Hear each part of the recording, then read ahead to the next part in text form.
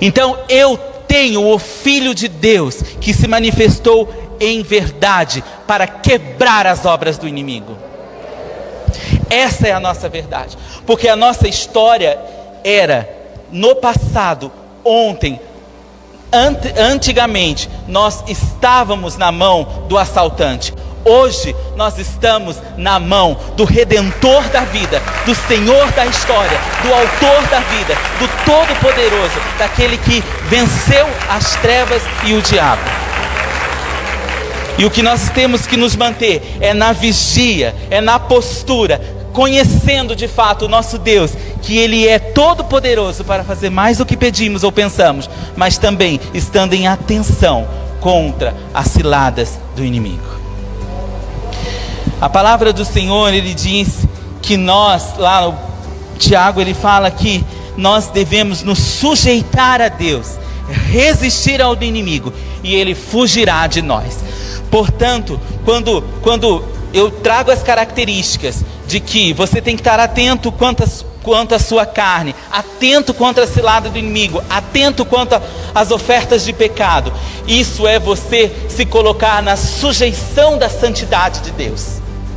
Não é para trazer um peso para você e você achar que você foi chamado para ser espancado na sua história. Pelo contrário, anteriormente, nós, quando estávamos no reino das trevas, nós éramos filhos do inimigo, mas agora nós estamos no reino do Filho, do amor de Deus. Há uma nova história para nós, e eu quero que você fique na torre de vigia, vigiando, porque Deus tem uma nova história para você.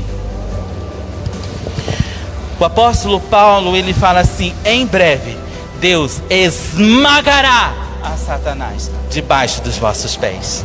Glória a Deus por isso, porque o nosso Deus, o apóstolo Paulo, ele diz que o Senhor triunfou sobre principados, sobre potestades, os expondo ao ridículo, porque ele triunfou o inimigo na cruz do Calvário.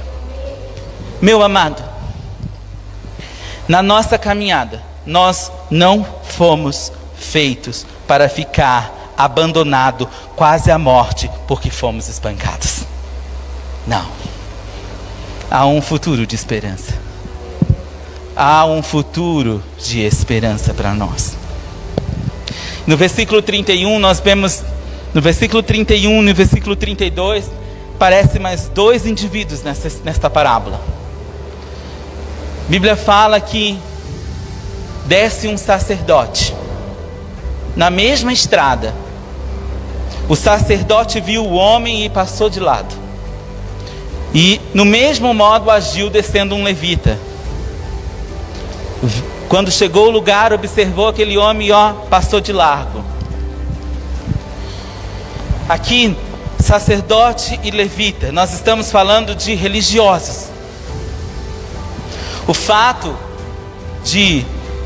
da Bíblia falar que estes homens, sacerdotes, fariseus, saduceus, não querem dizer de fato que eles estavam no centro da vontade de Deus, porque a Bíblia tem uma diferença muito grande entre o religioso e o que de fato é discípulo. A gente já foi ministrado sobre isso. Religiosos passaram perto daquele ferido, religiosos passaram perto daquele homem.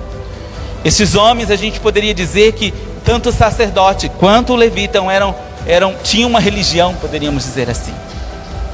E hoje o que nós precisamos entender é que a nossa religião, ela é Cristo. A nossa religião, como já fomos ensinados, religião no original é religare, que significa reatamento. O nosso reatamento, ele é com Cristo Jesus. A bandeira que nós levantamos não é ser evangélico, ser católico, ser X ou Y. A bandeira que nós levantamos é a bandeira de que nós pertencemos a Cristo Jesus, porque foi Ele que nos remiu, foi Ele que derramou sangue por nós. É os princípios dele que transformam a história das nossas vidas. Então, ser religioso não quer dizer nada. Você precisa ser de Cristo. Cristão significa ser pequeno ungido. Cristão significa ser pequeno ungido. Cristo é o ungido. Nós somos pequenos cristos sobre esta terra. representando o seu senhorio e o seu reino. Então, meu amado, delete da sua vida o contexto de selo de que você tem uma religião.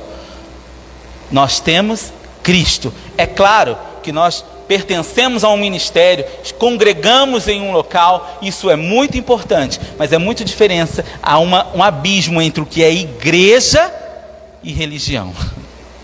Porque igreja também é você, e religião é o seu relacionamento com Cristo.